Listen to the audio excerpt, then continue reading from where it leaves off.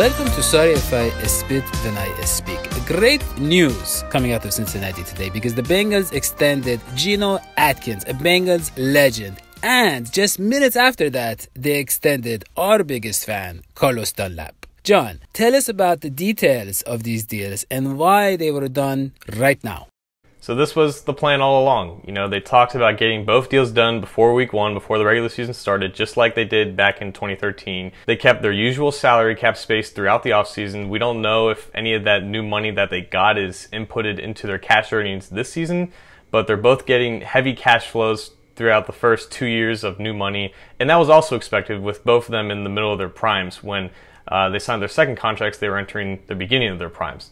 The structures of these deals are going to set up with the final year of Dunlap's deal and the final 2 years of Geno's deal being kind of one-year contracts. So it's kind of like, you know, pay as you go on, with almost all that guaranteed money out of the way early. And that was just like what we talked about a month ago with our Dunlap video. But I want to be clear that the release of Brandon LaFell, George Iloka, and Chris Baker didn't necessarily help these deals get done.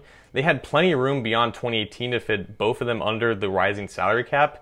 And with the Iloka release, that freed up a little cash to fit Geno's guaranteed money in the first 2 years, but still, they had the space to do both of these deals, and they planned on doing it all along, and they did it. So this isn't the Bengals turning over a new leaf. This isn't the Bengals not being frugal anymore. It's just them doing what we expected them to do because they said they were going to do it. I mean, that's true, John. But, you know, I can't help but be excited about this. I really see the team dedicated to being good right now, and that is what I like. Now, John, what other moves or extensions do you think are possible with this aggressive new approach? Do you see Darqueze Dennard, Tyler Kroft? Do you see these guys getting deals, you know, sometime soon? Or do you see them maybe making a move before the start of the regular season to add someone on the right side of the offensive line? Yeah, I think a Dennard deal is possible, but we don't really know if he has like the same ambitions as Dunlap does, who has claimed that he wants to stay here for his entire career. Obviously, Dennard's a lot younger, and he might be more ambitious, and he might want more money on a second contract. And if he does play the whole year and play at the same level that he did last year, he could get a lot more money on the open market in free agency next year than if he just signed a deal now. Kroft, I would think, is the likelier candidate because of the uncertainty at the tight end position with both Eifert and Uzomah also free agents entering next year, but it would be a modest deal for sure. As for any potential moves to upgrade the offensive line, there could be a few bodies that are cut this coming Saturday from other teams, you know, younger players that may be looking for a change of scenery, and perhaps the Bengals could take a chance on one of those guys.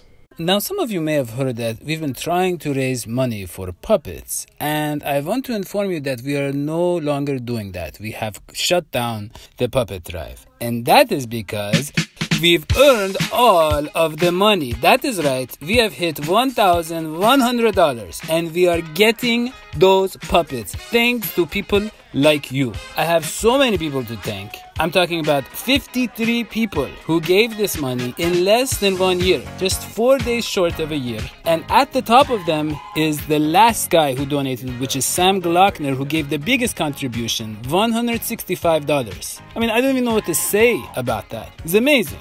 And he told me that he wanted to see this done, and so he gave that large of a contribution because he was as excited as we are to get puppets for the show. Now, second place was Mr. Sinister, who gave $118, and then we had Dr. Bernwald with $100. As we said in the beginning, anybody who gives contribution of $100 or more gets to appear on the show. Now, if they accept our offer, you will see those guys in the coming weeks. Yesterday, I just also want to mention we received $10 from Aaron Okemeri, and he was very kind to help us get to our goal as well. You know, John, I mean, I don't know how to convey what is in my heart right now because it's not just about the money. The money is great, but it's the comments and the feedback and the encouragement from these people who understand what we do, why we do it, and they love us and we love them back.